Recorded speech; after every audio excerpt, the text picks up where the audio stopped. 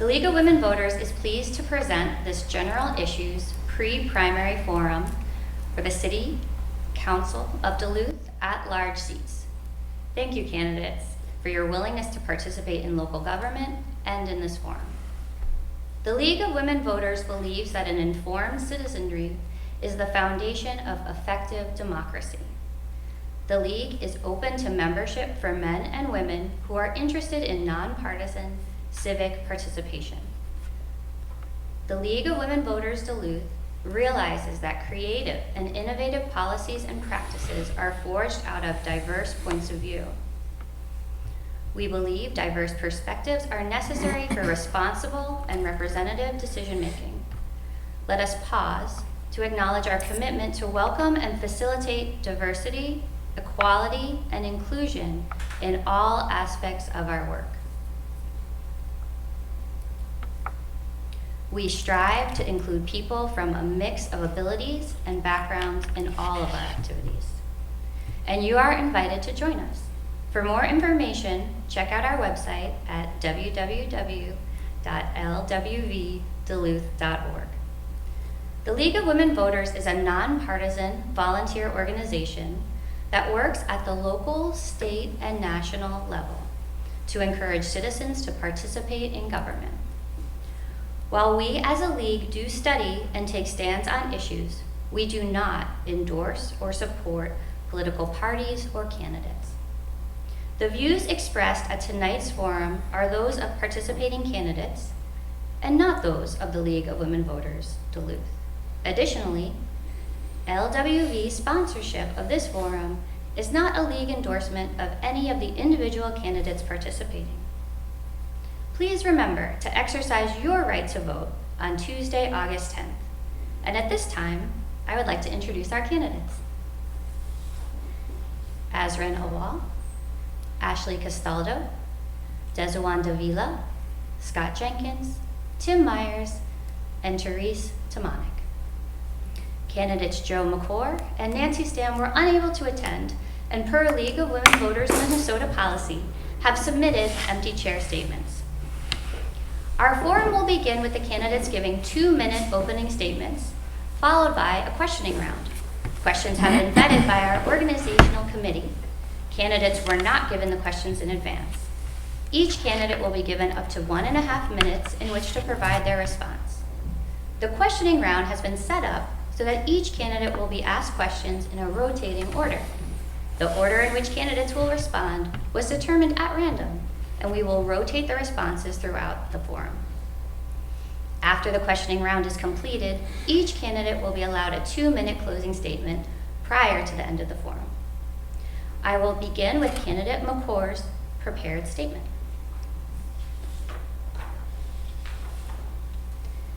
To the League of Women Voters and my fellow candidates, it is with deep regret that I am unable to attend today's forum. I have been fortunate to participate in League of Women Voters forums previously, and I am grateful to their commitment to voters. Public safety, infrastructure, good paying jobs, and housing are all priorities that I feel need our undivided attention. I know the challenges we are facing today, and I want to be part of moving Duluth city government back to serving its citizens in a way that is most economically sustainable and efficient. I will work to address our aging infrastructure, as this should be the City Council's top concern.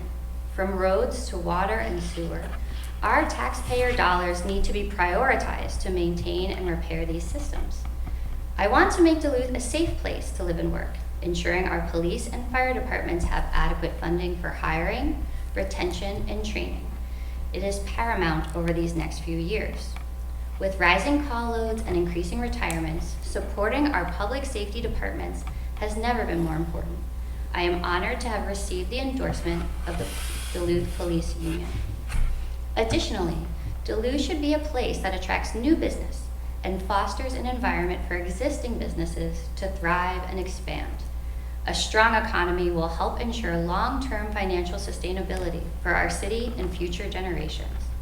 By prioritizing and renewing our investment in economic development, we will help jumpstart our local small businesses and get people back to work. Our campaign supports labor, and we are proud to call ourselves labor endorsed. Let's not let today's challenges keep us from thinking big. Duluth is a leader in healthcare, education, aviation, tourism, shipping, industry, and more. Let's build on all of these advantages as we look to the future, working to make Duluth a safe and prosperous city that can serve all citizens. And that is why I, Joe McCord, is running for Duluth City Council at large.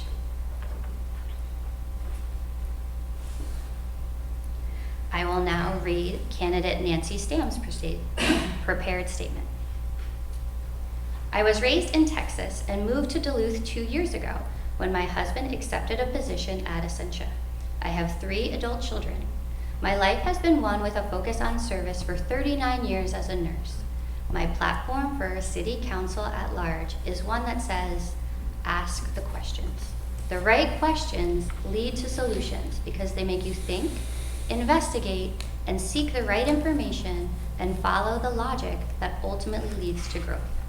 Questions lead to relationships, and we could all use a dose of that. They also lead to a better understanding, stronger progression, and a deeper perspective and peace. Questions bring quality to our lives, which is what is needed to help our city, our community, our village. I apply my training as a medical professional to look at everyday issues using the nursing process, assessment, diagnosis, planning, implementation, and evaluation. This can be applied to small business and housing growth. We have a beautiful city that loves and needs tourists. Tourism supports our small business owners, which brings unique offerings. We must make sure that we are their friend. Why isn't our city encouraging our businesses by encouraging hub zones? Spirit Valley would be the perfect place for an arts and antique district. Revitalizing and offering tourists more options along with the brewery district. This problem-solving analysis may also be applied to help young couples trying to lay down roots in our cities for their families, for these first-time home buyers. Health disparities across our city must be addressed, and health comes in different shapes and sizes. Mental health as well as physical health, environmental health, which encompasses housing and streets and the safety of all those categories. Public safety and empowering law enforcement to keep the peace and uphold the law is also part of this. We live in a time when our distrust and polarizing opinions are rampant. No one profession is perfect and no one carries out their job perfectly. There are many good and bad in all areas of life, but more good than bad. Feeling safe is needed for tourism to thrive. The homelessness and panhandling situation has gotten out of control, and this must be addressed. This affects health on many levels. We are strong and vibrant and can achieve immeasurable things when we work together, working and living in unity. Our city can be vibrant, full of life, and opportunities for all. I will approach issues with compassion, constructive consideration, unafraid of challenge, confident, consistent, committed, and convinced. I am not originally from this fine city. However, that does not diminish my appreciation or concern. I will listen, hear, and represent the people of Duluth with honesty, integrity, and transparency. My focus is small business, health disparities, public safety, and security and unity of the community. I can reach by email at N as in Nancy, P as in Paul, Stam, STAM, @gmail.com, or by phone at 540-327-2734. And that concludes our prepared statements. We will begin now with your candidate introductions, and based on our random selection, we will begin with candidate Tamanik. I want to thank the League for this opportunity to meet with the other candidates and to talk to the League of Women Voters and the public. I have lived in Duluth for over 40 years. My husband and I have raised our family here, and we were very active in those activities, PTA and Boy Scouts and Girl Scouts.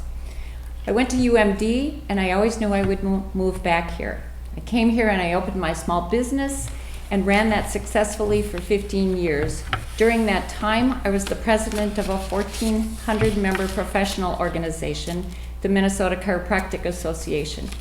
I'm now the president of the Lake Superior Foundation at Lake Superior College to raise scholarship money for students returning to school and wanting to learn the trades. I'm a chaplain at one of the local hospitals, and I know how to listen. I've been door knocking from Lester Park Lakeside out to Morgan Park and Gary, listening to the concerns of our citizens. Last year, I was unanimously appointed to council by my fellow councilors, and this year we've been working on equitably distributing the $58 million given to us by the federal government, including $20 million for affordable housing, which is a big issue in our community, $13.6 million for broadband and infrastructure. We will be replacing all the water meters in the city at no cost to city taxpayers, and we will be expanding equitable and accessible broadband to get our students up to speed and to support our businesses. $2 million for parks. We need to maintain the place where people gather and value our green space. I'd like to also just mention the endorsements that I have from the current Mayor Emily Larson, former Mayor Don Ness, City Councilors Renee Vanette and Eric Forsman, Zach Filipovich, and Gary Anderson, also many labor unions and County Commissioners Frank Jewell and Patrick Boyle. I thank the City of Duluth for the opportunity to work this year to make our city a place to grow, for businesses to be successful, for people to raise their families, and I look forward to the next 4 years and the opportunity to do that more. Thank you. Thank you, candidate Tomanek. Our next candidate will be candidate Meyer.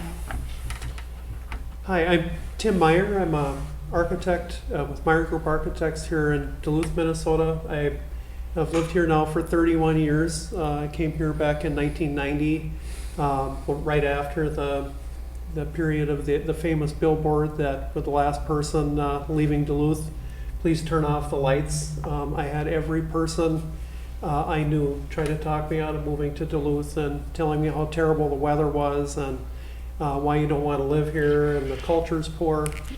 So I've been here 31 years now, and I have never regretted 1 minute coming here. During that period of time, I've been very involved in both professional, recreational, volunteer involvements in Duluth, including one of the things I'm most proud of is my city government experience. I started out with the Duluth Public Arts Commission, had a couple terms there, the Downtown Waterfront Design Review Board, where we reviewed every development project south of I-35 and Canal Park and the waterfront in Duluth. Also the Heritage Preservation Commission, where I had a couple terms there as well, which is part of my practice where we do historic preservation work here in Duluth and the region. My last 2 terms I spent on the Duluth Planning Commission, where we updated our comprehensive plan here this last year, and was actually part of putting in place new rules for tiny homes and tiny home developments in Duluth, which is to try to address our affordable housing issue here in Duluth. Also, I started my business back in 2009. I was like a lot of people, lost my job at the bottom of the recession, and as a result of that, decided to start my business and worked with our entrepreneurial network in Duluth and learned an awful lot about starting business from scratch. And we just passed our 12th year in business. So. Great, thank you. I appreciate your opening statement. Our next candidate will be candidate Owl. I would like to, hello everyone, my name is Lesreen Owl. I use she, they pronouns. I am honored to be here to share the space with my fellow candidates, and also thank you very much to the League of Women Voters. I had the honor of being part of a panel a few years ago with the League of Women Voters, and it's amazing to be back full circle again here. But yes, thank you, and I hope that today, wherever our neighbors are, our family and friends are in the city, that everyone's having peace and love as they go about their day today. A little bit about me. I immigrated from Bangladesh when I was 3 years old with my family to Minnesota. So I'm fully raised in Minnesota. Very much a Minnesotan, and that shows up when I travel in my accent, very much so. My family and I grew up down near the cities. Grew up in a working class family. My family worked long hours we had a small business that was really impacted by the recession as well, and had to let go of that small business. But my family works in the school district as well as other consulting for Indian restaurants and grocery stores. So I grew up in a working class family and was raised with those values. I was the one watching my siblings and making sure they were doing their homework, and if I say so myself, my siblings turned out pretty good.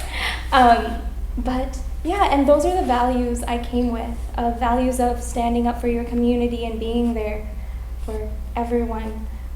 When I moved to Duluth around 6 years ago in pursuit of working in nonprofit and pursuing an education, I had anticipated when I moved to Duluth that after getting my, after a few years I would move back, but then I ended up staying because I fell in love with the city and what it meant to be a Duluthian. So thank you. Thank you. Our next candidate will be candidate Davila. How you doing? My name is Pez Davila. I'm originally from New Jersey. I've been in Duluth for about 6 years. Came for school, played sports at UMD. Graduated with 2 majors and 2 minors there. And ever since I've got here, I've loved the city a lot. Got to meet some great people. Got to work with some amazing organizations. And right now I am the program director for Neighborhood Youth Services. Here in Duluth, we work very closely with community, specifically Central Hillside, but we do a lot of work out west and far east as well.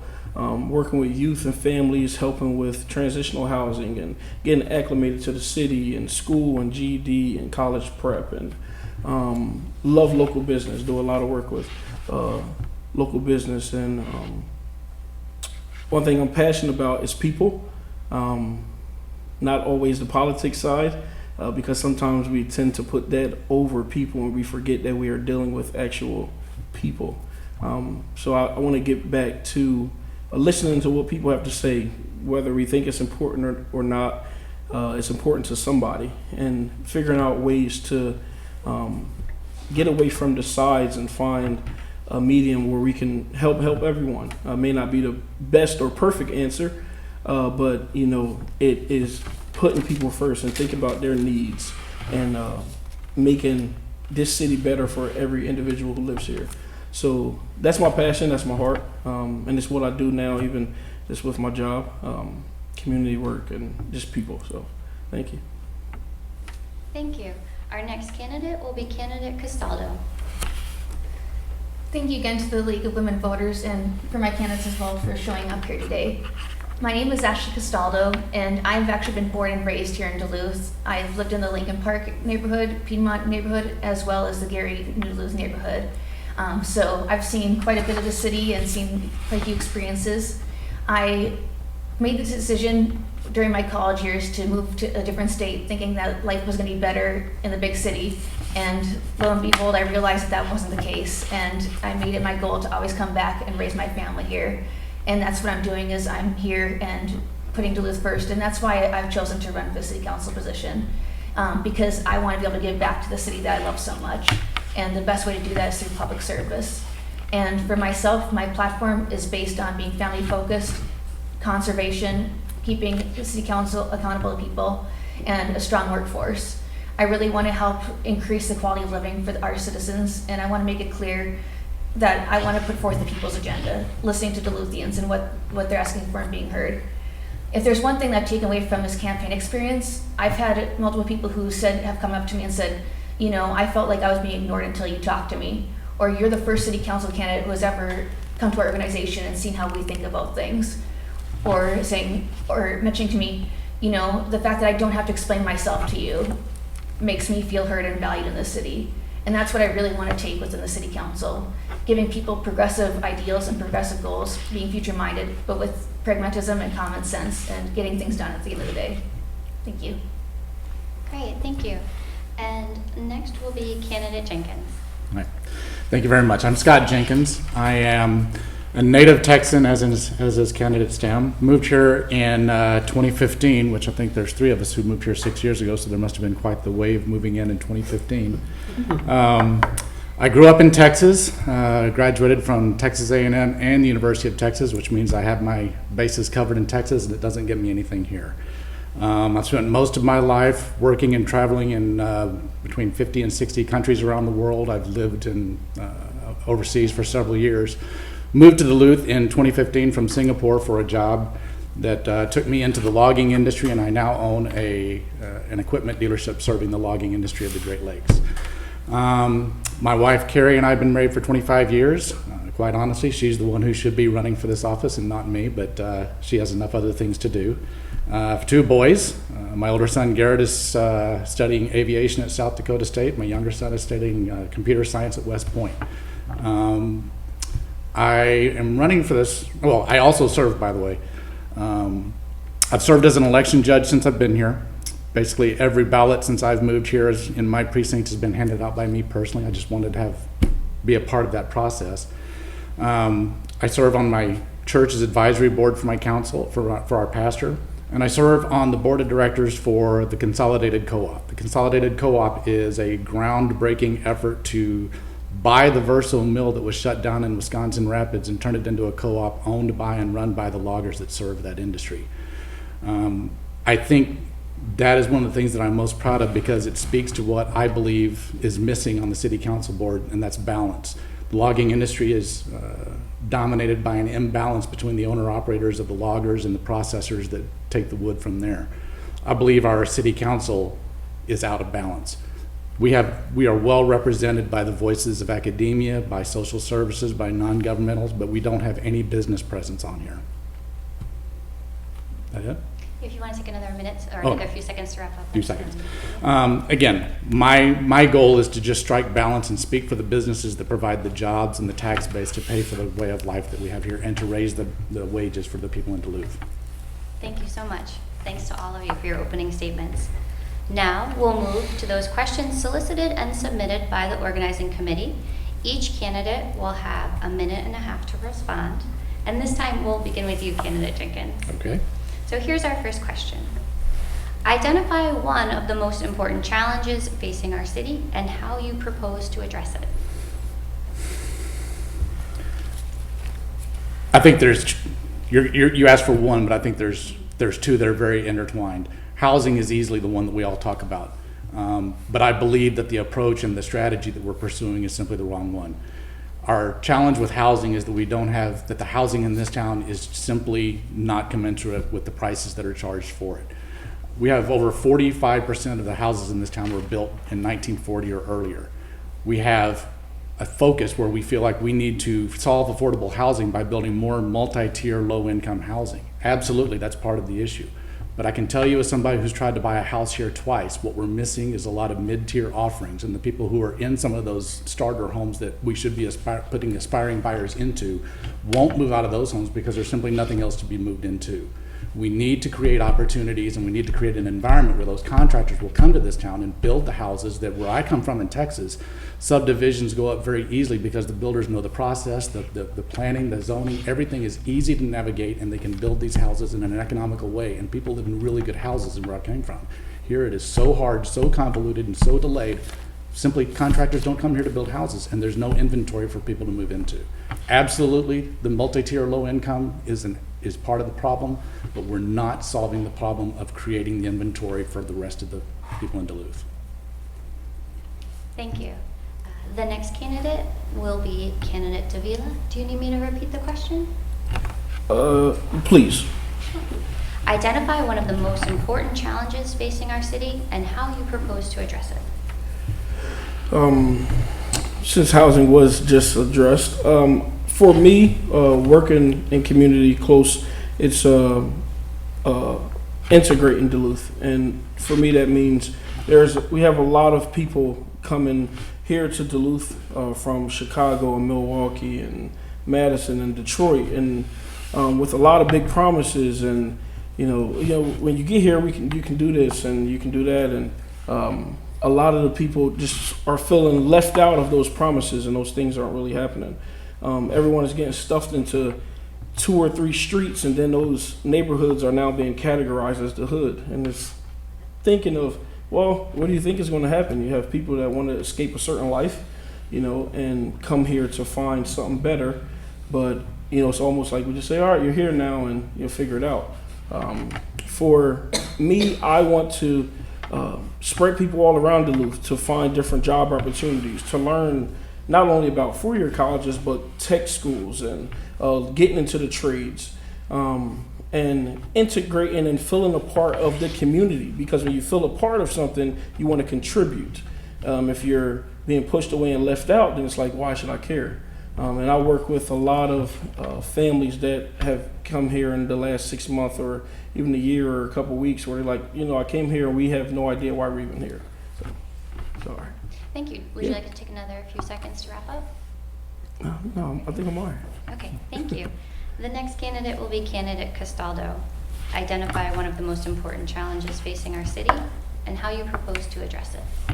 Sure. So I think it's kind of a two-prong issue. One, affordable housing, as everyone said, but the way I think we should tackle it is, as mentioned, multifamily housing is a good option, but it doesn't answer the whole question. I think we need to be looking more deeper into property tax value for all of the Duluth citizens, as well as looking into housing diversification in the market. If you put more different housing across variety spectrums available in the city, that will immediately start taking down prices naturally.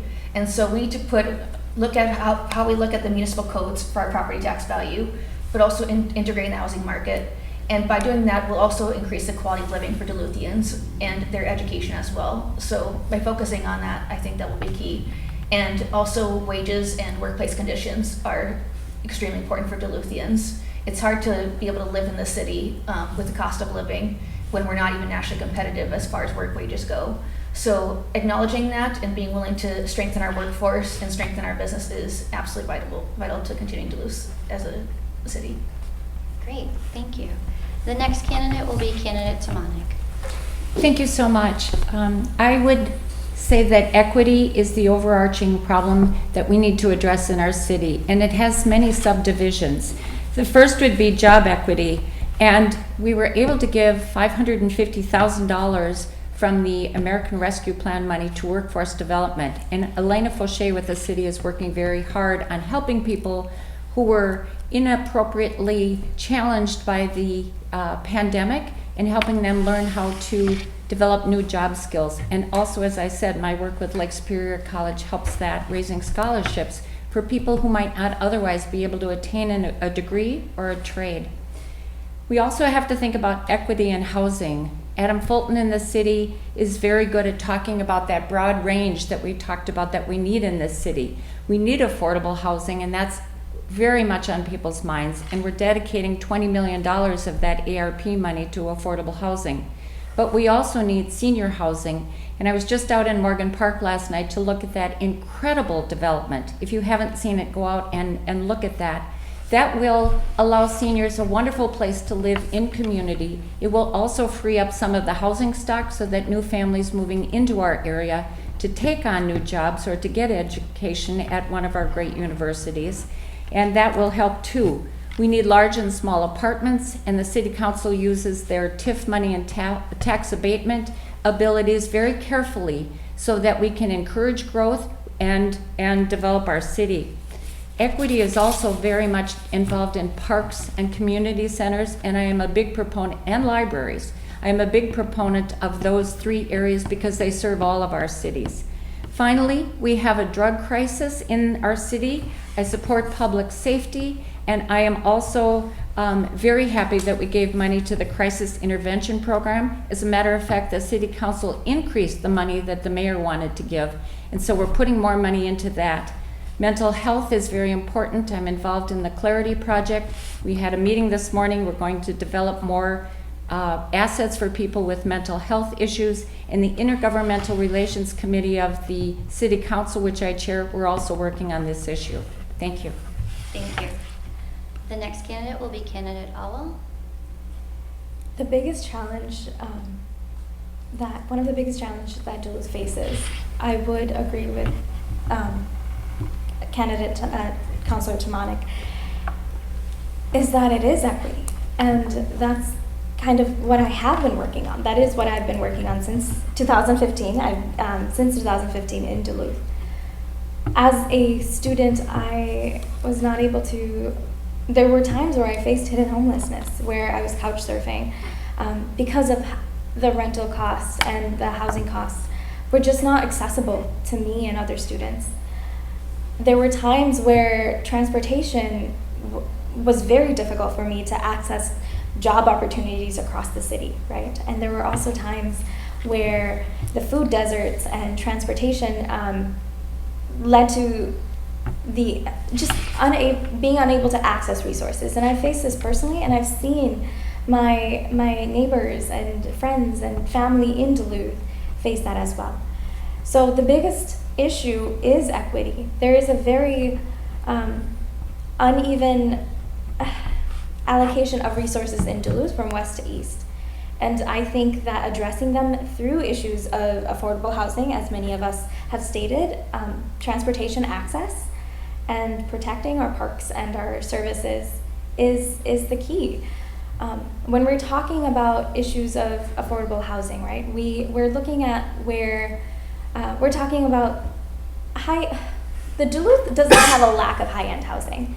And to be able, so one thing I would advocate for is if developers use local government aid to push and advocate for as many affordable units there are in those developments.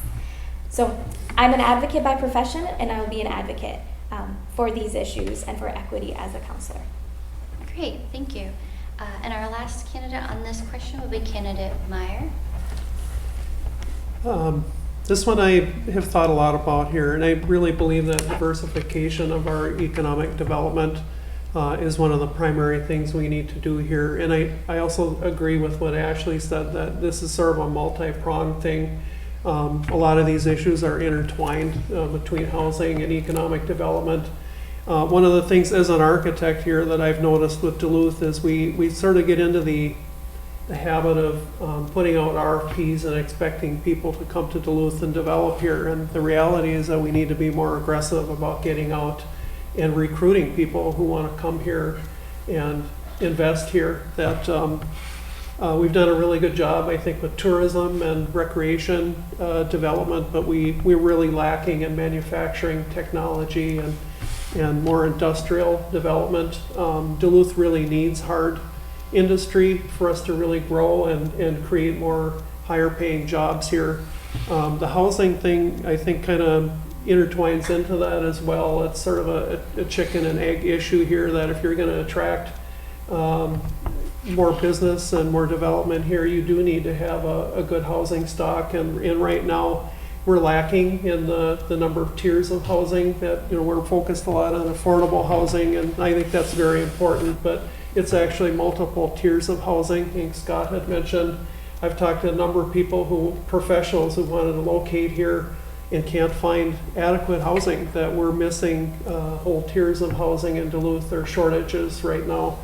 And not too long ago, I had talked with Dita about housing development. They'd asked me, what do you think we need to be doing differently here, that we're having a hard time with the kind of housing development we want here? And they said, stop putting out RFPs, pick out the builders and developers that you want to work with and are community focused, good, honorable developers, and go out and recruit them to come here and build here and help us with our housing stock. Great, thank you. We'll move on to our next question, and the first candidate to answer this question will be you, candidate Meyer. The Duluth City Council recently voted to acknowledge that there is a climate emergency. What concrete actions do you see the city initiating to mitigate the climate emergency? It's a good question. I don't know, in my practice of architecture, that we have kind of a green focus in how we develop projects. Buildings are actually one of the areas that are probably the biggest energy users in the community. I think the city has a responsibility to show leadership in this area, starting with our own facilities here, how we're heating and cooling our buildings, how we're using water. All of that, I think we need to show a leadership in the rest of the community. I know Comfort Systems, since I've lived in Duluth here, has always had a really good energy program, coming in and doing energy analysis, energy audits, and we have really good low-interest loan programs for people to come in and make energy upgrades to their homes. Again, I see the city's role in this as being leadership, that we need to show people in the community that this is important and it needs to be a focus. We need to start investing in more alternative energy and be more active in this area. We need to get off of fossil fuels. An example would be electric vehicles, to transition our fleet over to electric vehicles like a lot of companies are doing. But again, it's leadership. That the city needs to show leadership in this area. Thank you. Our next candidate will be candidate Tamanik. Thank you so much. We were very, very happy to pass that climate emergency resolution, and it passed unanimously with the council. We have several areas where we're working on this. The city hired Mindy Granley, our sustainability officer, and she's working very, very rapidly with all of our departments to increase our ability to have a city that is clean and green, which is what we want to offer to people. We have worked we're working on lead remediation, which is an important part of our green efforts in the city. We have a lot of older housing stock, and we want to replace the lead service to the houses. I'm on the Public Utilities Commission, and we're working on that. And as I said, some of that ARP money is going to be used to replace meters, which can leach lead into the water system. Minnesota Power, one of our very large employers in the city, is working to be carbon neutral by 2050, and I believe they are 50% toward that goal as we speak. We want to expand our EV stations, and that effort is being made, and the governor just talked about making more electric vehicles available and utilizable in our states so that people can charge those when they're using it. We've also made some recent zoning decisions. We want to, as much as possible, find that balance between encouraging growth in housing and maintaining environmental importance. We have a lot of old growth trees in our city, and so we need to balance that, and the city council is also working on that. Thank you. Thank you. The next candidate will be candidate Jenkins. Hi. I'm going to be the one contrarian in this, and I'm going to preface this by saying that, first of all, as I've said, I've spent a good amount of time overseas. I talked with candidate Adwal before this started that I have not been to Bangladesh, but I've spent considerable time in Southeast Asia. And I can say that we can do all we want and say all we want as a city in northern Minnesota. Our ability to measurably change climate issues is very limited, and so are our resources. I think we should do everything we can to tackle the problems that we can and solve those. And I think the buildings issue is one of the most concrete things there. It's a very economic issue, even if it's not climate change. The leaks in any building are very much an energy efficiency issue. But our ability to effectively change the industry, the climate from Duluth, Minnesota is limited. And we have other problems we need to be solving with the scarce resources that we have. I think we should do everything we can with the resources that we have within those limitations, but not put some ideas that are so pie in the sky that we're just not simply going to tackle either that issue or use those resources for things that we can change. I mentioned the Southeast Asia thing because there are so many places in this world that are still developing and still trying to reach the way of life that we have here, and I think it's incredibly selfish for us to sit here and think that they're going to have to do it on the backs of an energy situation that we availed ourselves of being able to build on carbon and fossil fuels. To think that we're going to keep them from doing it is simply unrealistic and unfair. Thank you. The next candidate is candidate Owl. When I moved to Duluth in 2015, the thing that made me stay and fall in love with the city, and just besides, falling in love with the people in the community, was the lake, and the parks and the trails. I was born in Southeast Asia, born by the equator, surrounded by nature and the water. And when I came to Duluth, I saw a reflection of that in my heart. And every time I'm away, when I'm down in cities or visiting family in other states, I feel this emptiness of needing to grab it, this pull of coming back to the lake. So the lake and the water was really and the parks and that we have here, the nature that surrounds our city, is what kept me here and continues to keep a lot of individuals, as I've spoken across from west to east.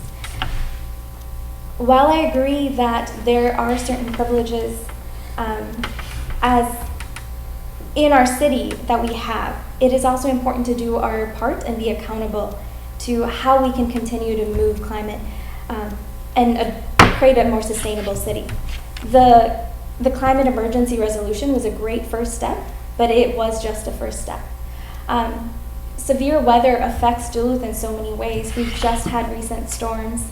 A few years ago, we've had many polar vortexes, and all of these affect individuals, especially individuals who lack resources and access to basic needs in Duluth. So what I would do as the candidate endorsed by Duluth for Clean Water is push our city administration to increase its efforts in decreasing carbon emissions and continue the cleanup of the St. Louis, our river and our lake. Thank you. The next candidate is candidate Davila. I agree with a lot what was said here. I also, and I hope people take it the right way, I think it's crazy that we're still using fossil fuels, but the thing is, it's a reality. And there are a lot of dividing sides that says, well, we need to get rid of, maybe it's a pipeline or get rid of this, but we don't have any infrastructure in place. So we do a lot of different talking about, sometimes as if it's a immediate thing, if we get rid of it, there's nothing else to replace it with. And we throw a lot of money and time and ideas into things that we could be putting into more things to get our city running the way it should be, apart from,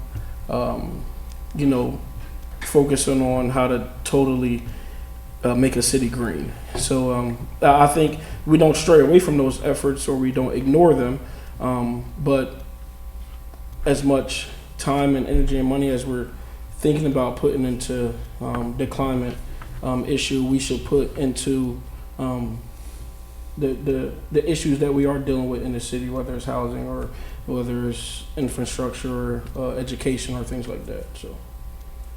Thank you. The next candidate is candidate Castaldo.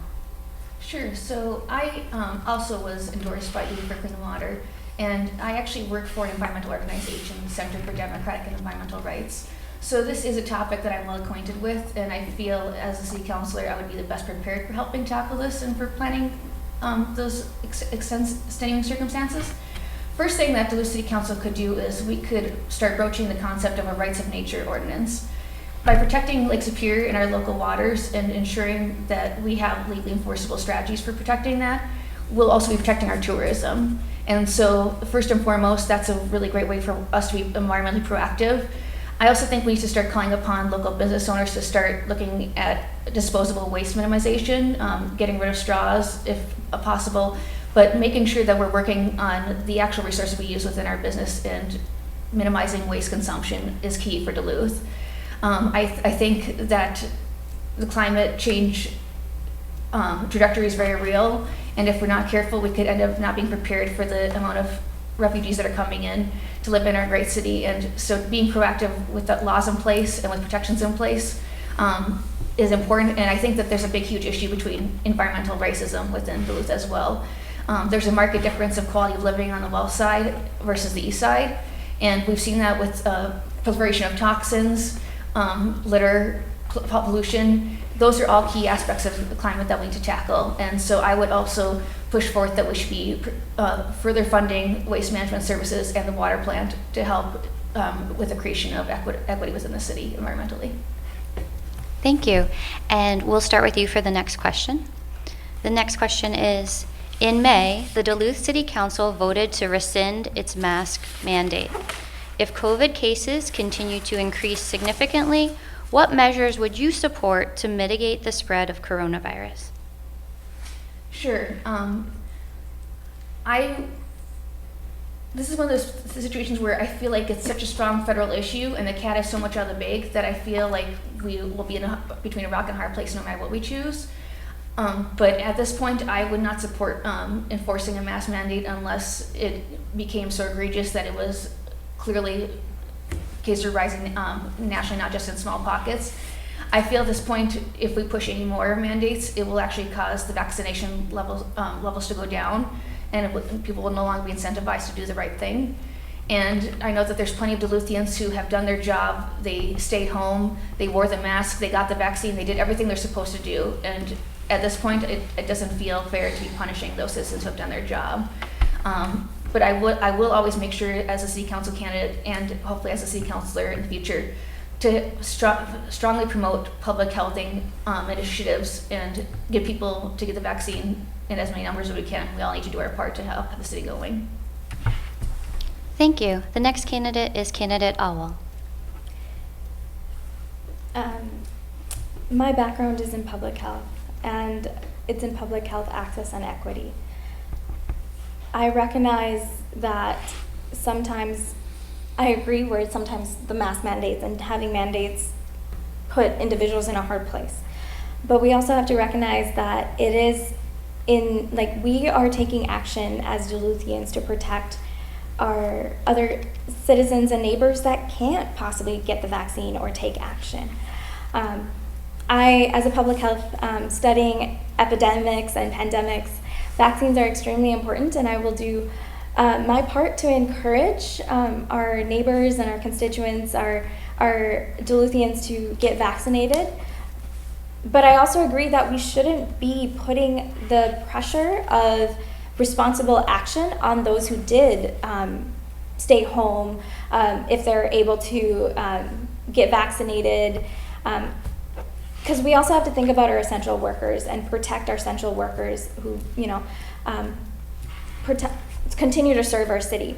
So if a mask mandate is needed based on the numbers, I will always be following the CDC recommendations and watching the Global Health Organization on their recommendations on how we can mitigate the efforts of kind of moving back into a place where we're creating community again while keeping ourselves and our constituents safe.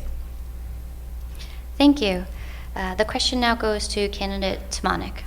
Thank you very much. One of the things that I was very encouraged to do after I was appointed to council, was about 3 weeks after that, was to pass a mandate.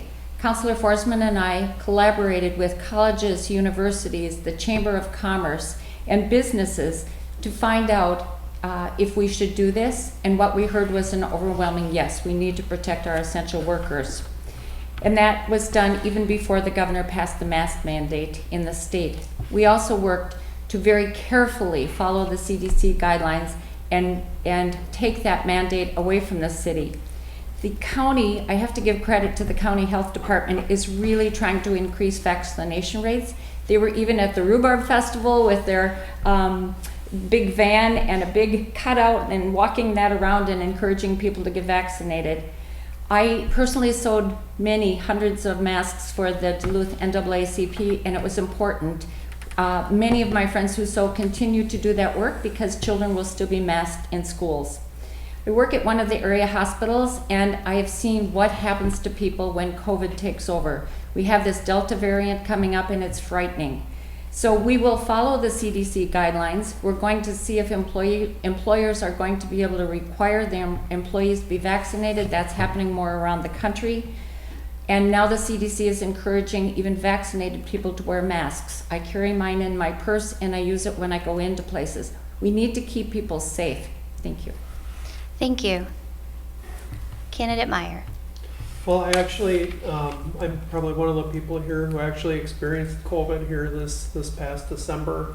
I can tell you I started wearing a mask as soon as I thought it was needed, wore a mask every day, and ended up catching it from my 5-year-old who got it at pre-K. So COVID is very real.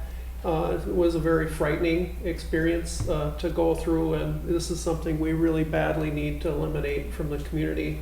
I think Governor Walz and the Minnesota Department of Health did a great job in managing the response statewide and letting the science drive how we respond to this. Mayor Larson and the City Council, I compliment them on the great job that they did. And really we need to let the science drive how we respond to this. Vaccination, I think, is extremely critical that we get as many people vaccinated as we can. I have friends of mine who have not been vaccinated, and tried hard to convince them it's the right thing to do, but we still have a lot of people who are fearful of vaccination. I think we need to put in controls in place here where I think travel needs to be restricted. Attendance at larger scale events needs to be restricted.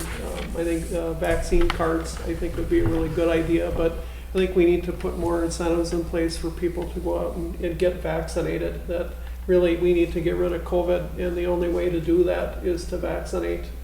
And again, I talk about leadership. The city's done a great job in showing leadership in this area, and whatever response is needed, and it looks like we may need one again this fall, the city will do the right thing. Thank you. Candidate Jenkins. First of all, I think this has become one of those things that's, as much as we all want to say follow the science, we all know that it's become much more nuanced, not even nuanced, much more of a cudgel for politics and other things. So follow the science is absolutely something we should do.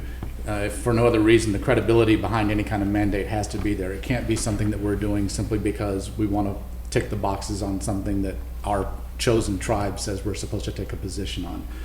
We have to be able to follow the science, which also means following. Look at lessons learned over the last year. Look at the places that followed a certain, for lack of a better word, extreme of mask policy versus ones that follow the others, and at the other end. And let's see what kind of changes there were. There are plenty of cases to show that masks were minimally effective. I don't know that they are absolutely something that is what's going to solve this problem. If it helps, absolutely, let's do it. But the idea of turning it into a mandate, I think we have to be very careful with, because government power is something that requires the credibility of restraint. It has to be something you only use when it's absolutely necessary. If it's shown that it's absolutely necessary, and I don't think the science has shown that completely, then absolutely we should be doing everything we can to minimize this. I just believe that we have to look at the best practices of similar sized cities, of places with similar conditions of us. Look at those and see what lessons we can learn, but don't let it become something where it's a political only issue of I'm better than you because I take this position or that position. Thank you. And Candidate Davila. I agree with what was just said. I think the idea surrounding masks or mandates has become more of a political thing and a side issue rather than a people issue, as much as so many people like to say, well, I'm doing it to keep people safe. But if you don't do it, then you're crapping on the person next to you. I think we have to realize that getting a vaccine is a choice. It's not something that should be forced on anybody. At the same time, if there is a law that comes out within Duluth that says we require you to wear a mask, you do that.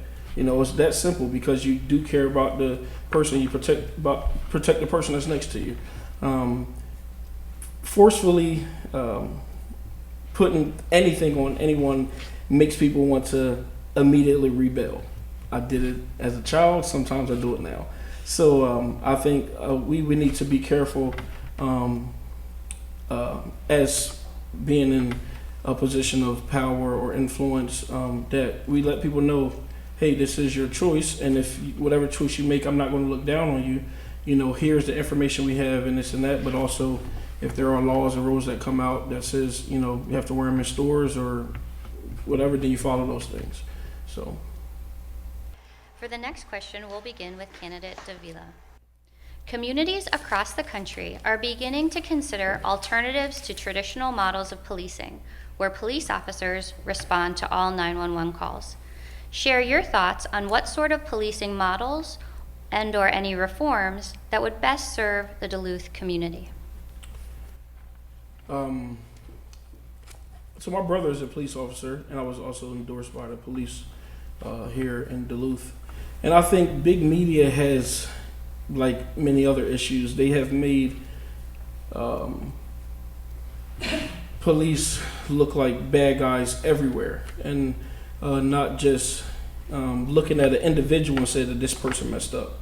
And I know as a black male, I don't like to be put in a box just because there are people who look like me that made made a wrong decision or did something bad and think, oh man, every person who looks like him is bad and is wrong and they need to change, blah, blah, blah. So I believe, and even when we talk about training and vetting, that all sounds real good too, but there isn't a lot of money that goes to police either for training and things like that. And the more we keep taking away, the worse the quality of officers can get, so I think that a lot of police do a really good job. Yes, like any other profession, there are going to be bad apples, but we have to stop looking at individual's mistake and judging them all by that one person, one or two people. Yes, there are some things that need to change. I do think there are some overreaches of power when it comes to police and things like that. But at the same time, I don't want to overcomplicate it or overthink the issue either. So, Thank you. Candidate Castaldo?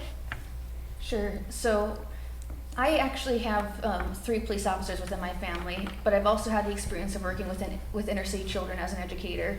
And I've personally seen cities that have been affected by crime. I've had students where their parents or even the students themselves were killed due to gang-related activity and involved in police brutality incidents. So I can see both sides of the coin there for how we need to go ahead. And it's certainly a very aggressive environment right now, both sides of the issue, politics regarding this. But one thing I've learned from my experience is that the first interaction that someone has with an authority figure dictates how they experience authority the rest of their life. And what we were able to do is to have students see police officers without their weapons, but just in the schools and talk to them and get to know them one-on-one. And that set them up for having positive experiences with police officers going forward. And so I think that police officers we should increase their funding because we do want that training and we do want to hire the best people possible, especially for the police force. But I also would like to see the police department hopefully working for a more community outreach-based servicing.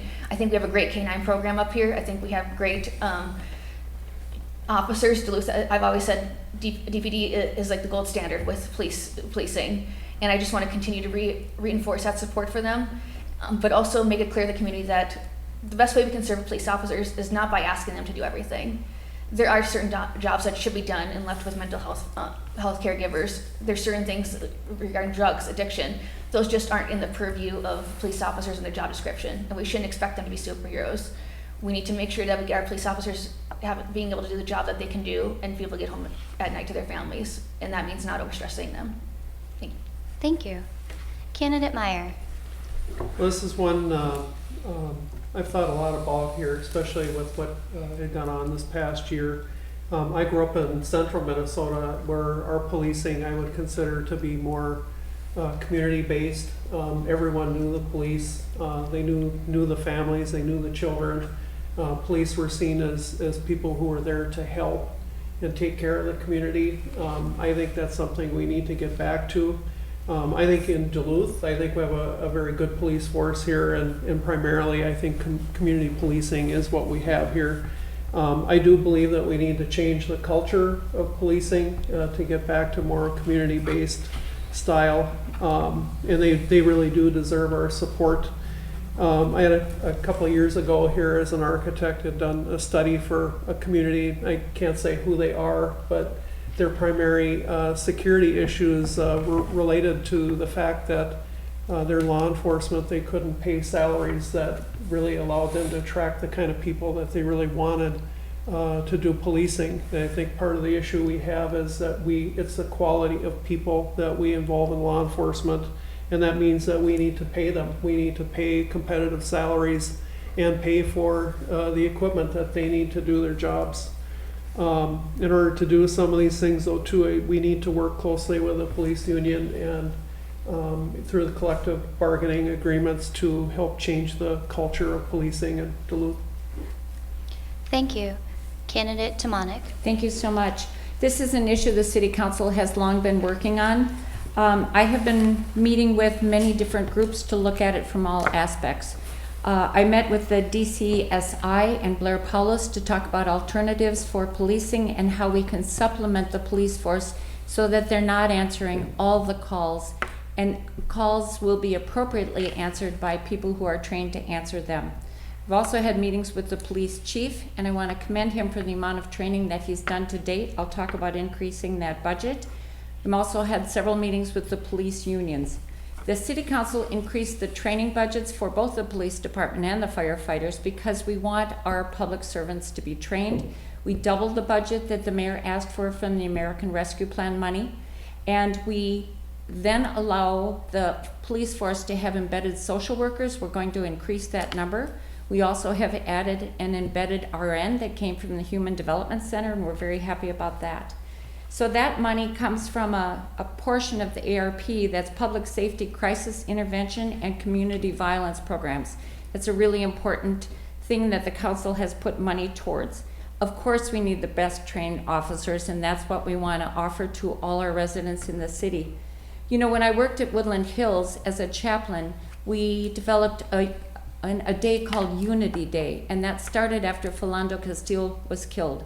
And we offered yoga and poetry writing with Deb Cooper and rap writing with Daniel Oyenlolye. But one of the things we did was bring in uniformed officers to talk to the students. That's the first time they had ever had that kind of interaction. We had fabulous officers, and they talked about knowing what it's like. That was the best part of that day, having people be able to have a conversation in a non-threatening situation. Thank you. Candidate Jenkins.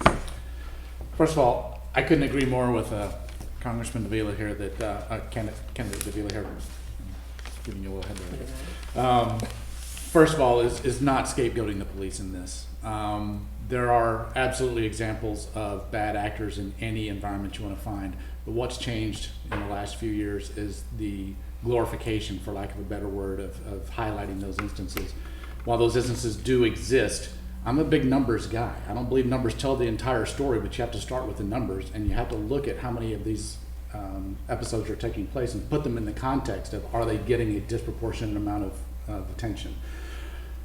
I don't say that to minimize the issue. I say that to put it in proper perspective and say that whatever our reaction to it, both with our community and with our police force, has to be in the context of where it is in truth.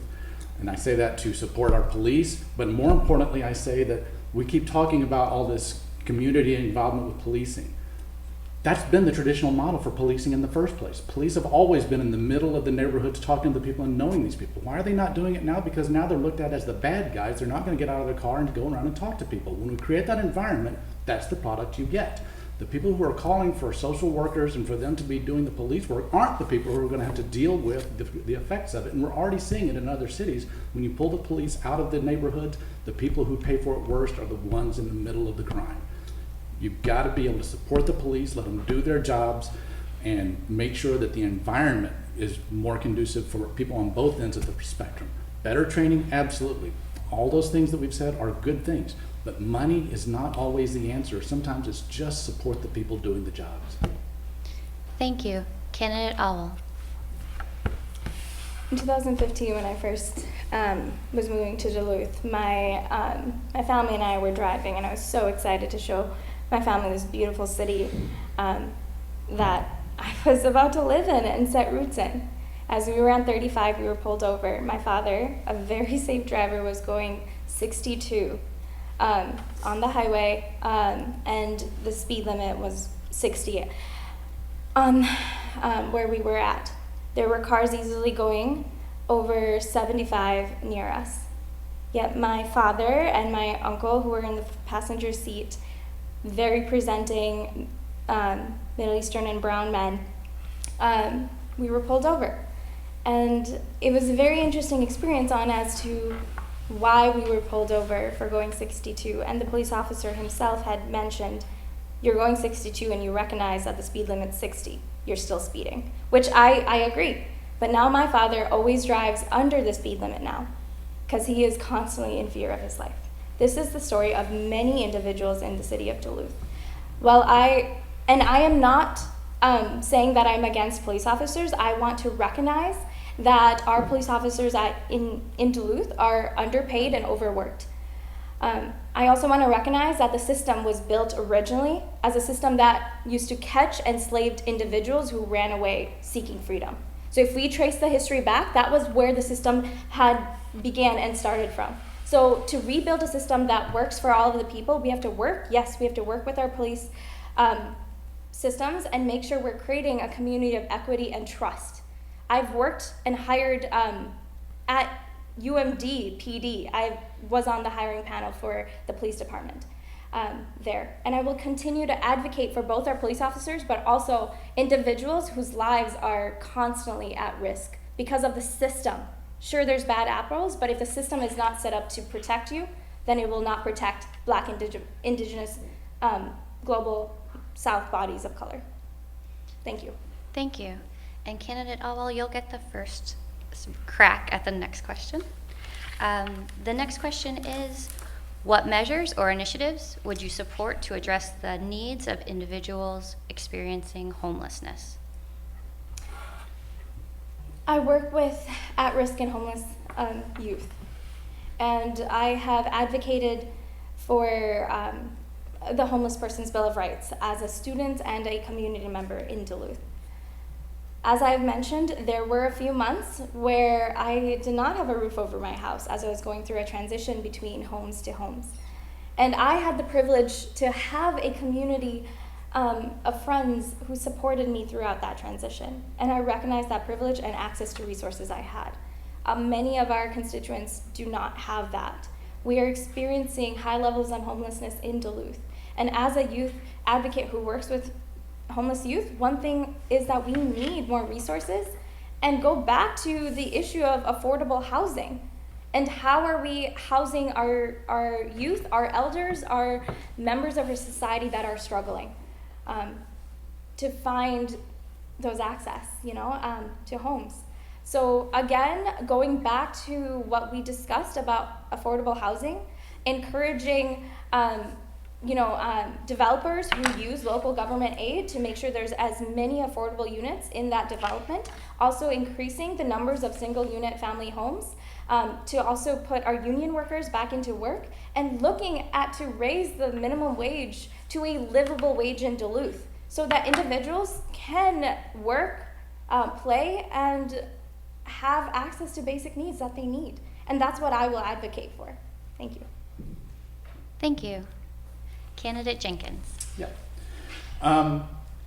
Homelessness is something that, well, first of all, let's be honest, in Duluth, being homeless in the summer it's not easy, that's not it, but we all know that the biggest problem occurs in the winter when people who are homeless are facing the winters that we have here.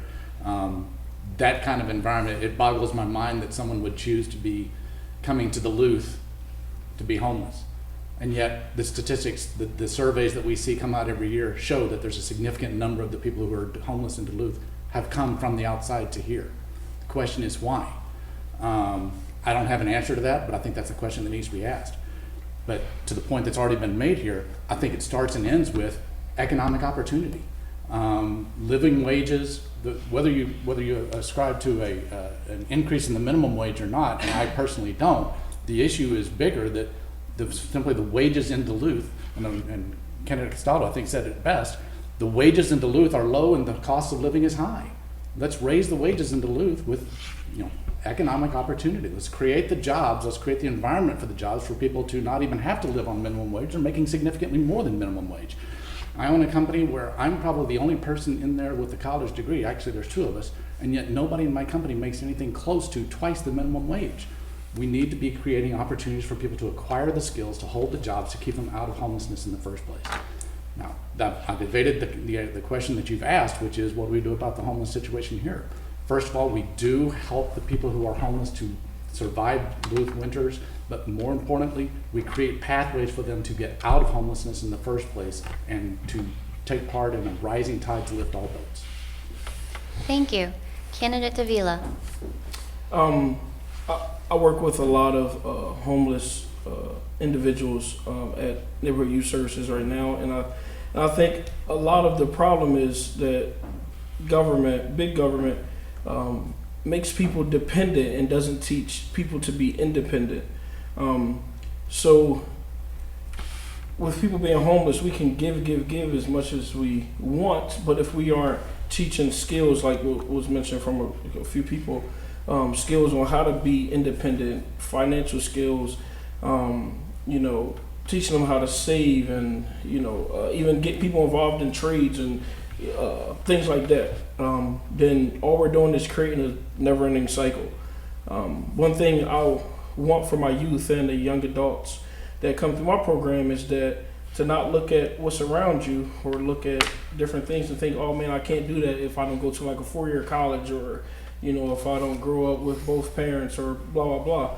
I want them to see what's around them and the different opportunities that are available that can help them become better each day and get them out of the situations that they are in, so they can own homes one day and own vehicles and have bank accounts and things like that.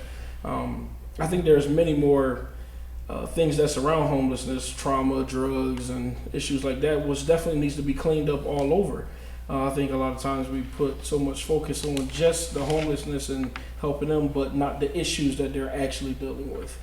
So if we can tackle those issues and teach independency, then that will start to move people, away from just being on the street. So, Thank you. Candidate Castaldo. Sure. So, as mentioned before, I think one of the key things to help prevent future homelessness is definitely the expansion of industries and putting forth promotion of different job sectors just so people don't fall in the cracks. But I think this is one of those things where COVID is an important lesson. I think, especially within Duluth, a lot of people ended up engaging in dependency behaviors, and that's further fueling the homelessness issue within Duluth. So I personally feel that as city councilor, one, we need to look at how we tackle the fight against opioids and drugs within Duluth. That could be further supporting of clean drop areas, funding supportive programs to help people get clean. I think those are very important. I've personally said that we need to be prepared for marijuana legalization within the future as a city, because those are the types of dependency programs that we need to give people harm reduction strategies. That's a big key with homelessness. And when you're already desperate and you don't have money, you look for ways to cope with that. And so tackling the drug epidemic within Duluth is a key aspect for that. Also mentioning, of course, the affordable housing. We just need to have places for people to live. But as city council of men and women, I think that it's really important that we start focusing on what services and what programs we can give to families, especially those facing homelessness. What are some ways we can financially support them? What are some charities that we can set up? Where are the initiatives, the grants that can be utilized for us? And so that's what I would like to be focusing on. And I know that a lot of Duluthians have been asking for different programs for families, and I think especially with after-school care and nutrition programs, those will be helpful in the future for preventing child homelessness. Thank you. Candidate Meyer. Well, it's interesting. I learned a lot about homelessness in Duluth when I was president of the Public Arts Commission, of all weird places. One of my primary duties when I was the chairperson was to work with the Duluth Police regarding the homelessness in Lake Place Sculpture Park. Learning that a lot of these people are, have some sort of drug or alcohol issue or mental illness issue, and some of these people actually really are living in this mode out of choice, which surprised me and was puzzled, why that is. In Duluth, I think right now we really, the Chum Center is really overwhelmed. I think a second center in Duluth is really needed. Beyond that, I applaud the efforts of the mayor and the city council in opening the West Duluth Center for cold weather shelter. I think that showed a lot of kindness and compassion. I think that's how we need to treat homelessness in Duluth. Long term, I think we need to find some sort of permanent supportive housing and develop that in Duluth here so that we can help people deal with their drug or alcohol or mental illness issue, and hopefully for some percentage get them back into mainstream society. Thank you. Candidate Tamanik. Thank you so much. This is an important initiative for the city to take care of. We need to help our citizens who live here, who have been economically disadvantaged, especially by the pandemic. So for that reason, we took $20 million from the $58 million that the city received from the American Rescue Plan, and are specifically putting that towards housing. 2 days ago, I met with Noah Hobbs from One Roof, and we talked about many things that organization is doing to help people who are homeless. One would be to expand the housing stock, to provide loans to people, low interest or no interest loans, so people can buy housing, and also loans to rehab houses, because we need to keep the quality of our homes high. We will now be coming into a time when the moratorium on evictions from landlords will end, so we've been working with the landlords in how can we make that transition more equitable. Also, we talked about the homeless shelters, the CARES money that came to us in March. We used some of that money. Councilor Roz Randorf took the initiative on that in opening a warming center in Lincoln Park, and that's going to hopefully be a permanent place that we can use in the winters. The city worked with Chum during this period to buy the hotel on 2nd Street, and that increased our number of units for homeless people by 40. So that was a really important thing. Also, workforce development was given $500,000 so we can help people get jobs so that they can get housing and keep their housing. I met with the First Ladies of the Hill to address that opioid crisis. How can we help our city stay clean and keep our parks from having needles all over and keep our children safe? So that's another thing. The city also was very effective in the past with working Steve O'Neill Apartments in San Marco. There's a lot we are doing and a lot that can be done. Thank you. Thank you. And the final question will go back to you, Candidate Timonek. It's long, so bear with me, and I'm free to repeat it again for any candidates. In the recent past, the City of Duluth cut funding previously allocated to the Duluth Sister Cities International Program.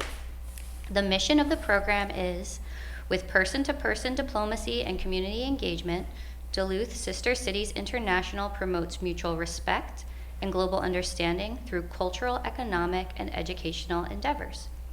What commitment, if any, do you think the city should make to support the Sister Cities program specifically, or other similar cultural development programs more generally in the future? Thank you for that question. I'm on the board of the Duluth Sister Cities and have been for a number of years. And it was a difficult decision to cut the funding, but what the mayor and many nonprofits were cut during this year of the pandemic. We had to decide how could we use our tourism tax money equitably to help people from many different areas in nonprofits. The board of the Sister Cities met with the mayor and talked about how we can expand our reach so that we're helping people throughout the city in benefiting from Sister Cities. So I met with John Schmidt, who's the president, last week, and we talked about how can we make Sister Cities more applicable to people in the entire city. We talked about being in the Sister Cities parade and maybe wearing some of the native costumes, handing out origami. One of the things that Sister Cities has done to promote relationships between cities is travel to other cities, and we have developed a scholarship program to allow students from all economic levels to be able to experience that travel. My son was able to go to Japan when he was 14, and we'd like to see many, many other students be able to do that, because we know that by travel and learning from families, living with families, that we learn more about the culture of the world. So I know the board is working with the city on how we can make that funding work, but they've also been doing a fabulous capital campaign and have raised, I believe, $30,000 to $40,000 to keep that organization running. Thank you. Thank you. The question now goes to Candidate Meyer. Well, it's interesting. You should bring up Sister Cities. When I was part of the Public Arts Commission, I had an opportunity to take part with Växjö, our sister city in Sweden. I ended up not being able to go, but in preparing, learned a lot about Växjö and sort of their place in Europe. But it kind of opened my mind to the importance of sister cities and how important this is to our learning and relationships in other parts of the world. we're really part of a global economy now. And so to me, I think these relationships are extremely important. I actually one time had met with Mayor Ness in the past regarding Sweden, and our sister city in Sweden being known as the greenest city in Europe. And to me, there was a big opportunity for us to learn from them. I felt that maybe Duluth should be the greenest city in North America, but without sister cities, I'd have never thought of this or had this experience. So it's one little example of why this is important, I think.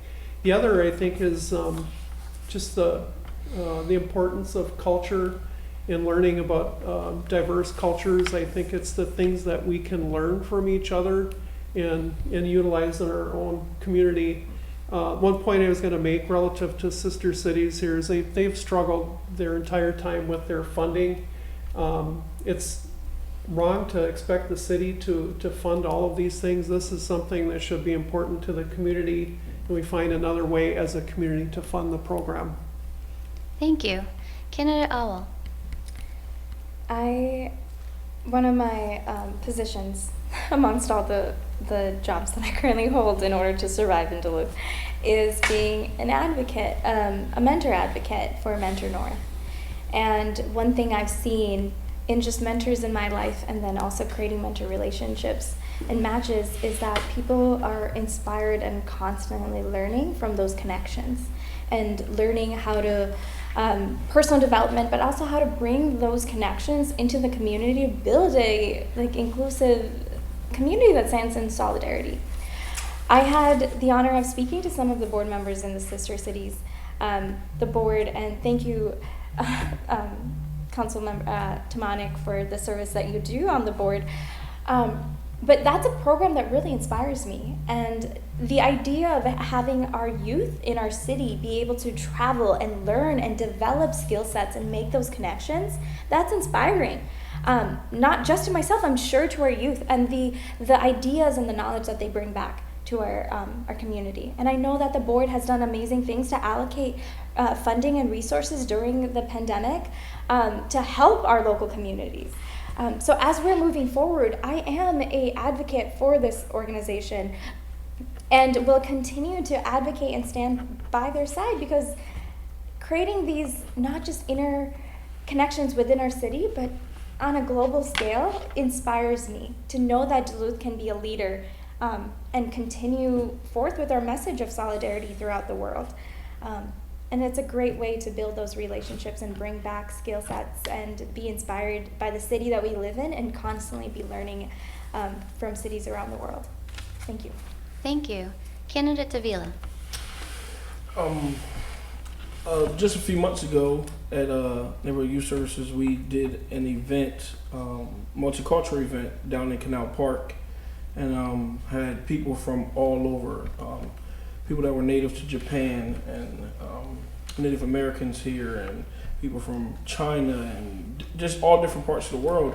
And we had about almost 5,000 people come out and just get to experience a lot of just the culture that's local here in Duluth.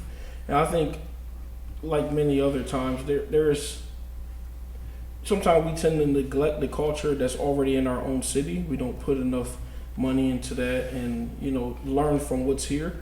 I think it's a great idea, and to be honest, it's the first time I've ever heard of sister cities.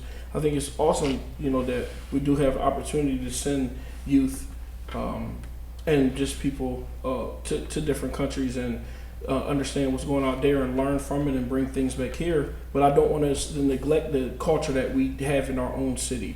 I think that's super important, especially when it comes to just interaction with people that you see day to day. So. Thank you. Candidate Castaldo. So one of the biggest social ailments that we have right now is the issue of political division, and now we progressively live in a society where there's a lot of dehumanization of other people. When human beings are just a face on a screen, you don't see the person anymore. And I think that's certainly something that's permeated our society, and which is why I'm so supportive of things such as sister city programs, because it does give us a face and a name and someone for us to learn from. When you live in a bubble where it's just your culture or just your perspective, that breeds ignorance.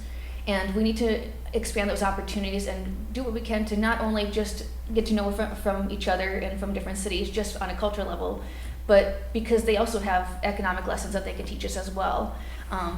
Our global economy is everything feels like it's much smaller and we're all interconnected, and I think we just need to do what we can to support those avenues for us to reach out and get to know people from a wide variety of backgrounds. It only benefits us as a city and benefits us as individuals. Thank you. Candidate Jenkins. I grew up in a small town in East Texas that nobody here will have heard of. Went to Texas A&M on an academic scholarship, went to grad school at Texas. My first job out of Texas was in Osaka, Japan. Until I moved to Osaka, Japan, I didn't know there was an Osaka, Japan. I think the idea of, as we've all said, that people understanding there's a big world out there and go see it absolutely is something we ought to do. There are lessons we can learn from seeing these things, very practical lessons. I lived in Singapore. Singapore is one of the most expensive, densely populated places on earth. I lived in an apartment that the cost was paid by my company, but it was still a cost that it was just astronomical. And yet that's still a country where people can live on $1,000 a month in government housing. And their solution to it isn't simply to put these places into what we would call projects, low-income rental housing that these people don't own. It's a path for them to own that and rise the property values as they go up in Singapore. These people take part in the wealth of the creation that's being created in Singapore. A very innovative solution to a very acute housing problem in a place like Singapore.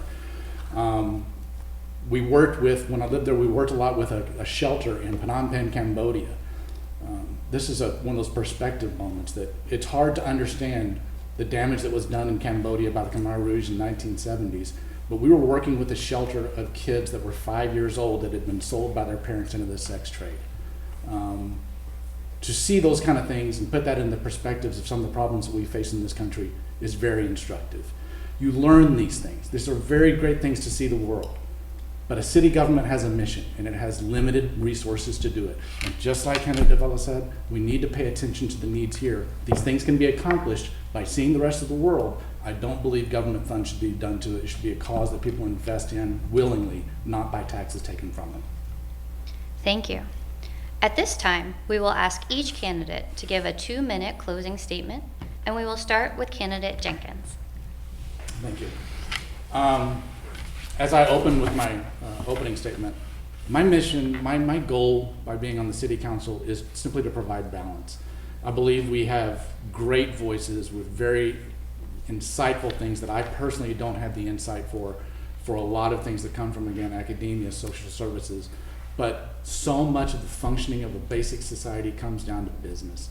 You've got to create an environment where people can create businesses, create the jobs, raise the wages that create all the other things that we live from. That's the fundamental thing of any society, is to be able to have that type of opportunity, both to pay the bills now and to create the opportunities for people who start out in life significantly disadvantaged from others. We have a city where before I ever moved here, I heard over and over, and I've heard a couple of anecdotes even this morning of people saying they heard that Duluth doesn't like business.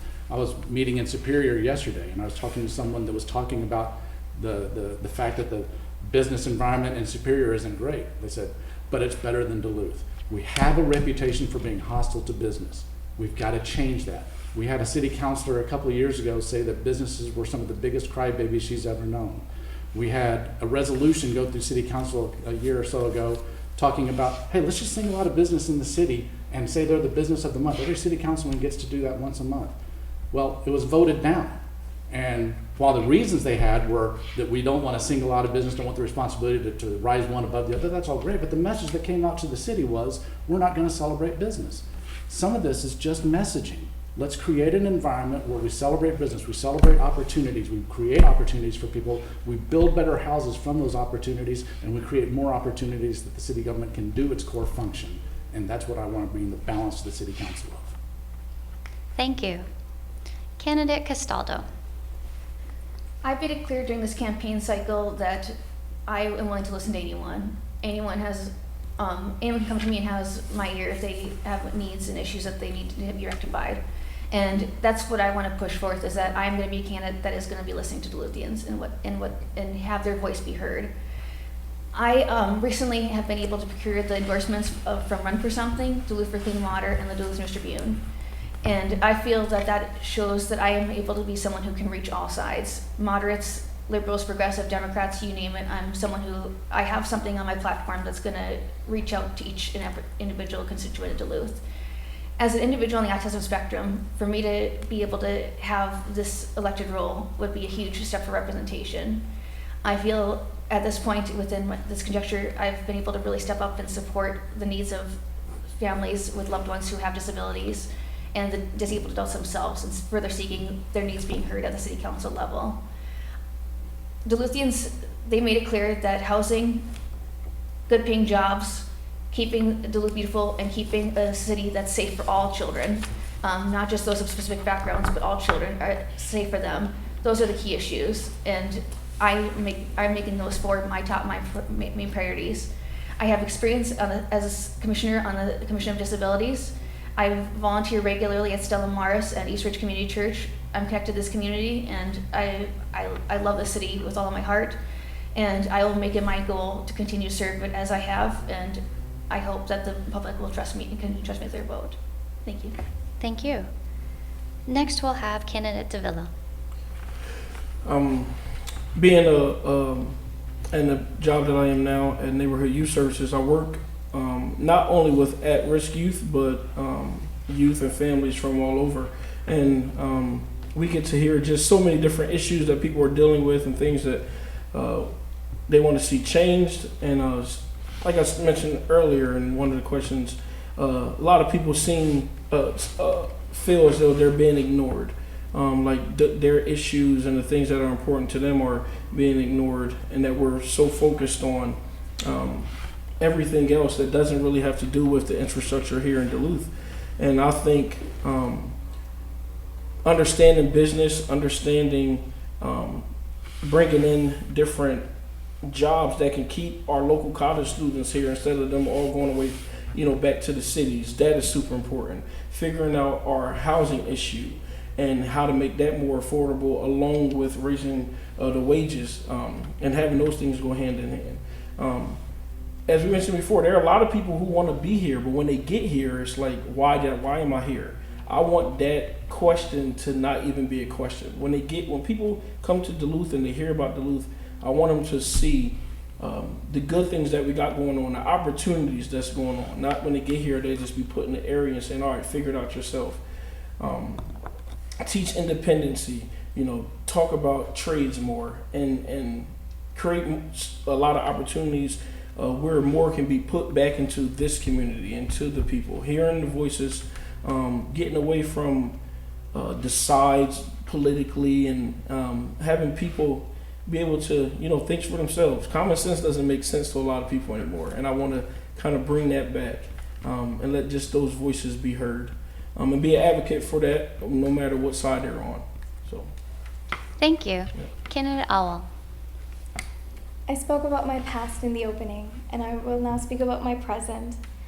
When I came to Duluth, I thought that I would be moving out, and that was not the case. I fell in love with the city, the lake, the community, and I decided that this is my town, this is my city, this is the community, and that I want to make roots in.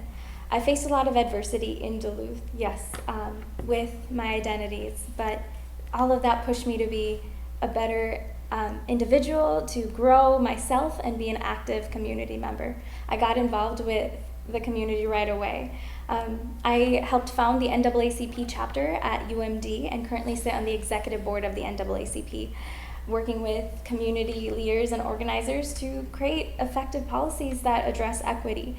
I volunteered, as a survivor myself, I volunteered with PAVSA and will continue to volunteer and advocate for survivors.